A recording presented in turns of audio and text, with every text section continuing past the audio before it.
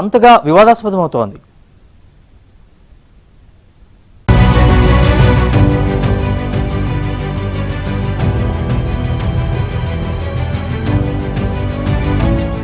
ఏడాదిన్నర కిందట అదానీ గ్రూప్ పై సంచలన ఆరోపణలు చేసిన హిండెన్బర్గ్ తాజాగా మరో బాంబు పేల్చింది. ఈసారి నేరుగా సెబీ చీఫ్ మాధవీపురి బచ్ పైనే ఆరోపణలు చేసింది.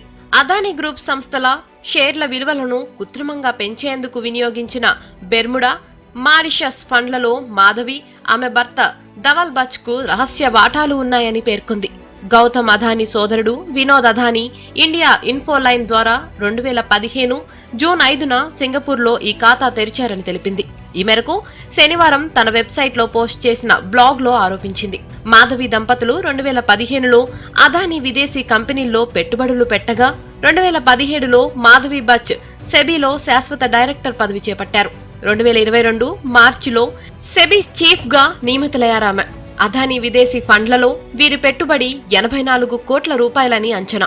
అదానీ గ్రూప్ అక్రమ నిధుల మళ్లింపు వ్యవహారంలో ఎలాంటి అవకతవకలు జరగలేదని సెబీ ఇప్పటికే సుప్రీంకోర్టుకు తెలిపింది. అదానీ గ్రూప్ తో సెబీ చీఫ్ కు ఉన్న సంబంధాల వల్లే ఈ నివేదిక వచ్చిందన్న ఆరోపణలు గుప్పుమన్నాయి.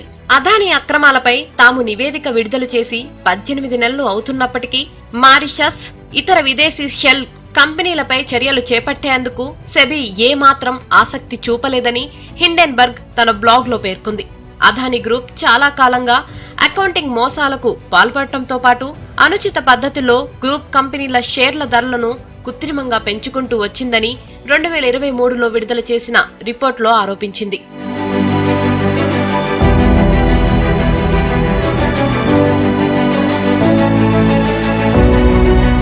అయితే తమ జీవితం తెరిచిన పుస్తకమని ఏ శాఖ అధికారులు కోరినా తాము ప్రైవేటు వ్యక్తులుగా ఉన్న రోజుల్లోని ఏ ఆర్థిక కార్యకలాపాల వివరాలు వెల్లడించేందుకైనా మాకు ఎటువంటి ఇబ్బంది లేదని పేర్కొన్నారు మాధవి దంపతులు. తమ జీవితంలో ఏ ఆర్థిక లావాదేవీకి చెందిన వివరాలైనా ఇస్తామన్నారు. హిండెన్బర్గ్ పై సెబీ చర్యలు తీసుకొని షోకాజ్ నోటీసు జారీ చేయడంతో ఆ సంస్థ తమ వ్యక్తిత్వ హననానికి పాల్పడేందుకు ప్రయత్నించిందంటూ ఒక ప్రకటన విడుదల చేశారు. మరోవైపు హిండెన్బర్గ్ సంస్థ కుట్రపూరితంగా ఆరోపణలు చేస్తుందని కొట్టిపారేసింది అదానీ సంస్థ. వ్యక్తిగత లాభం కోసం సమాచారాన్ని వక్రీకరిస్తూ మదుపర్లను తప్పుదోవ పట్టించేందుకు యత్నిస్తుందని తెలిపింది. హిండెన్బర్గ్ చేసిన ఆరోపణలపై ఇప్పటికే సమగ్ర దర్యాప్తు జరిగినట్లు పేర్కొంది. అవన్నీ నిరాధారమైనవని తేలిందని వెల్లడించింది. సుప్రీంకోర్టు సైతం క్లీన్ చీట్ ఇచ్చినట్లు పేర్కొంది. తమ విదేశీ కంపెనీల కార్యకలాపాలు పారదర్శకంగా సాగుతున్నాయని వివరించారు. వాటికి సంబంధించిన వివరాలు ఎప్పటికప్పుడు ప్రజల ముందుంచుతామని చెప్పారు. తమ కంపెనీలకు ఏ వ్యక్తితోనూ వాణిజ్య సంబంధాలు లేవంటూ పరోక్షంగా మాధవిని ఉద్దేశించి తెలిపారు. తమ వ్యాపారాలన్నీ చట్టాలకు లోబడే సాగుతున్నాయన్నారు. అందుకు సంబంధించిన సమాచారాన్ని ఎప్పటికప్పుడు బహిర్గతం చేస్తూ పారదర్శకంగా ముందుకు వెళ్తున్నామని పేర్కొన్నారు.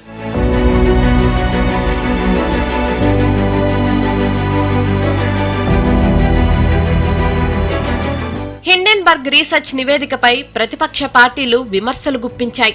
అదానీ స్కామ్ గురించి తెలుసుకోవడానికి జాయింట్ పార్లమెంటరీ కమిటీని ఏర్పాటు చేయాలని కాంగ్రెస్ డిమాండ్ చేసింది. సెబీ చైర్పర్సన్ మాధవి బచ్ రాజీనామా చేయాలని తృణమూల్ కాంగ్రెస్ డిమాండ్ చేసింది.